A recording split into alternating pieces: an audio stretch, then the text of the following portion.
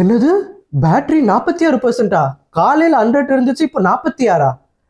இந்த மாதிரி ஆண்ட்ராய்ட்லேருந்து ஐஃபோனுக்கு நான் மாறினேன். தினமும் பேட்டரியை பார்த்து ஹார்ட் அட்டாக் வருது.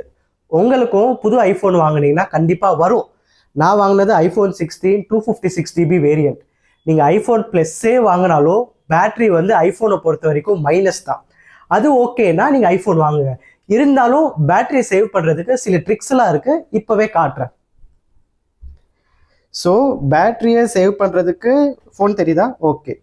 என்ன ட்ரிக்குனா, ஃபஸ்ட்டு நீங்கள் வந்து ஃபோனில் வந்து செட்டிங்ஸில் லொக்கேஷன் அண்ட் ப்ரைவசின்னு ஒன்று இருக்கும்.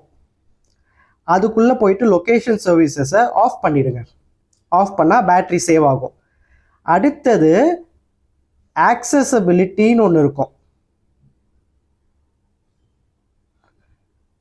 அதுக்குள்ளே வந்து ஆப் ரிஃப்ரெஷ் ரேட்டு, நான் எல்லாத்தையும் டைப் பண்ணுறேன், நீங்கள் இப்படியே கூட போகலாம். ஆப் ரிஃப்ரெஷ், பேக்ரவுண்ட் ஆப் ரிஃப்ரெஷ்னு ஒரு ஆப்ஷன் இருக்கும்.